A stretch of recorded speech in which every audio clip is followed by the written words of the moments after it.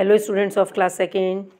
Students, last turn पर मैंने आपको poem 9 the elf and the dormouse explain किया था बुक वर्क के साथ, और अब मैं आपको कॉपी वर्क एक्सप्लेन करूँगी।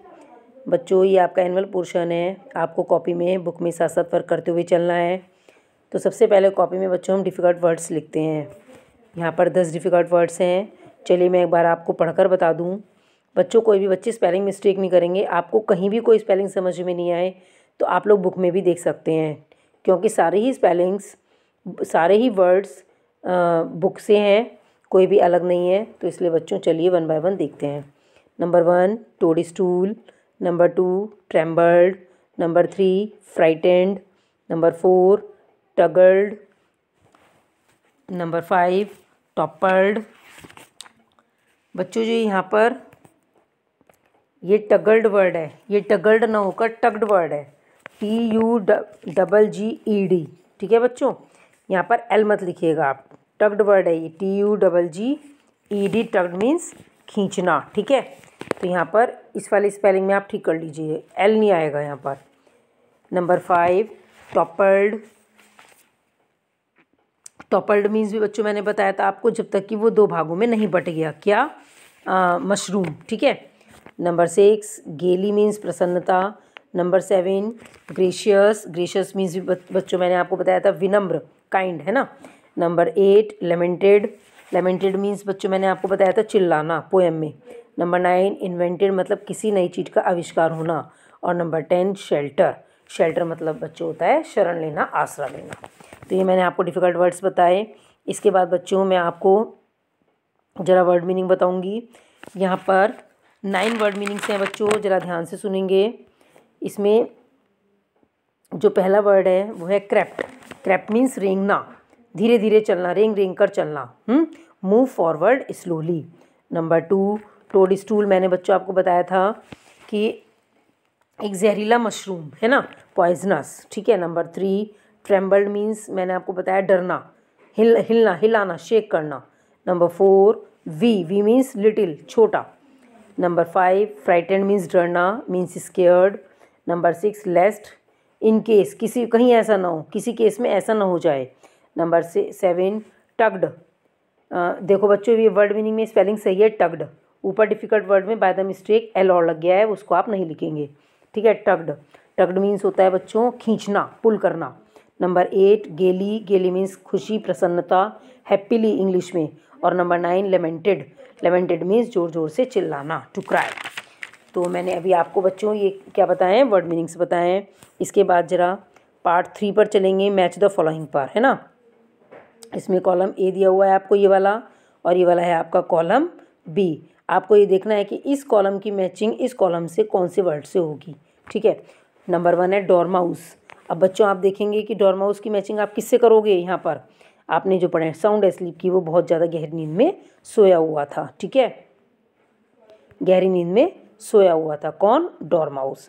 Number 2 elf. एल्फ कैसा था बच्चों? एल्फ कैसा था आपने पढ़ा था, बहुत डरा हुआ था, है ना, और बहुत ज़्यादा ट्रेम्बल्ड था, काँप रहा था वो, क्योंकि बारिश हो रही थी, उसको कहीं ना कहीं शरण चाहिए थी, तभी तो उसने टोडी स्टूल के नीचे शरण ली थी। तो इसकी मैचिंग हो गई आपकी ट्रेम्बल्ड फ्राइटेंड से। Number 3 toadstool. अब टोडी स्टूल क्या था? मशरूम था, जहरीला मशरूम। तो टॉपल्ड इंटू 2, उसने उसको 2 भागों में बांट दिया था। किसने? एल्फ ने। Number 4 tugged. टग्ड का मतलब होता है बच्चों पुल, खींचना। तो यहाँ पर जो दिया है आपको पुल्ड। ठीक है, इससे मैचिंग करेंगे। नंबर 5 गेली। गेली मीन्स प्रसन्नता, यहाँ पर हैप्पीली, इसका मतलब हो गया प्रसन्नता। अब आइए यहाँ पर बच्चों 1 वर्ड क्वेश्चन आंसर्स पर। Who was sheltering himself from the rain. अपने आप को शरण किसने दी थी बारिश से बचने के लिए, है ना। किसने दी थी बच्चों? एल्फ ने। ठीक है। Number 2 what was the dormouse doing. Dormouse क्या कर रहा था उस टाइम? सो रहा था। Number 3 how far away was the next shelter. अगली शरण, जब उसने ये सोचा था कि मैं उड़ के चलूँ यहाँ से, तो अगली शरण कितनी दूरी पर थी बच्चों? 1 मील की दूरी पर थी। Number 4 in what condition was the elf when he reached home. जब एल्फ घर पहुंचा तो वो किस कंडीशन में था? ड्राई, बिल्कुल सूखा हुआ था वो, है ना, क्योंकि मशरूम से उसने हेल्प ले ली थी। Number 5 how did the elf use the toadstool. Elf ने छोटे बॉनी ने टोड स्टूल को कैसे यूज़ किया? लाइक एन अम्ब्रेला, अम्ब्रेला की तरीके से उसने यूज़ कर लिया था। ठीक है, तो ये मैंने आपको बच्चों वन वर्ड क्वेश्चन आंसर्स बताए। इसके बाद मैं आपको वेरी शॉर्ट में बताऊंगी, ध्यान से सुनेंगे। Answer the following questions in very short. पहला क्वेश्चन है यहाँ पर, what was the elf frightened about? Elf किस चीज़ से डरा हुआ था? गेटिंग वेट इन रेन, बारिश से कहीं वो भीग ना जाए, इसीलिए एल्फ डरा हुआ था। Number 2, why was he scared to fly away? वो उड़ने से क्यों डर रहा था बच्चों? स्केयर्ड मीन्स भी होता है फ्राइटेंड, डरना। ठीक है, fear. Because the next shelter was a mile away, क्योंकि जो दूसरी शरण थी वो 1 मील की दूरी पर थी। Question number 3, how did the elf save himself from getting wet? एल्फ ने अपने आप को गीला होने से कैसे बचाया? The elf use the toadstool, elf ने उस टोड स्टूल को, उस मशरूम को यूज़ कर लिया था एज एन अम्ब्रेला, है ना, अम्ब्रेला के रूप में, तभी तो वो बारिश से बच गया था, to save himself from getting wait.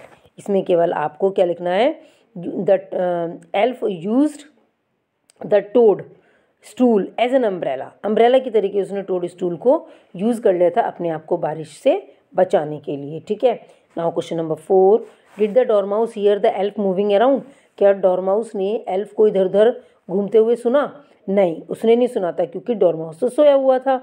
जब डॉरमाउस उठा तो उसने देखा कि वहाँ पर तो टोड स्टूल है ही नहीं, है ना। Now question number 5, who was the smarter of the two? The elf और द डॉरमाउस? दोनों में से, एल्फ और डॉरमाउस में से कौन स्मार्ट था? एल्फ स्मार्ट था।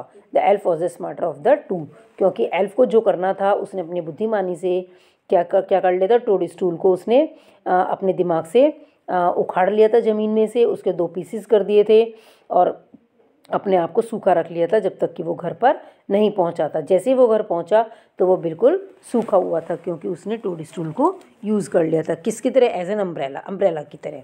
Now question number 6, name the poet of the poem the elf and the dormouse? Elf and the dormouse जो पोएम है उस वाले पोएट का नाम बताना है। तो मैंने आपको क्या बताया था कि आपको पोएम के पोएट का नाम जरूर पता होना चाहिए। इस वाले पोएम के पोएट का नाम है ओलिवर हरफोर्ड। ठीक है, ये भी आ सकता है कि ओलिवर हरफोर्ड ने कौन सी पोएम लिखी? उसने लिखी एल्फ एंड द डॉरमाउस। या elf and the dormouse poem किसने लिखी? तो आप बोलेंगे ओलिवर हरफोर्ड ने। ओके स्टूडेंट्स, तो मैंने आपको ये कॉपी वर्क बताया। बच्चों, आपको कॉपी में सुंदर सुंदर राइटिंग में सारा वर्क करना है। कभी भी आपकी कॉपीज़ स्कूल में चेकिंग के लिए मंगाई जा सकती हैं। आपको कहीं कोई भी डाउट हो बच्चों, कोई भी बात क्लियर ना हुई हो तो आप पूछ सकते हैं, आपको फिर से बताया जाएगा। Okay students, thank you and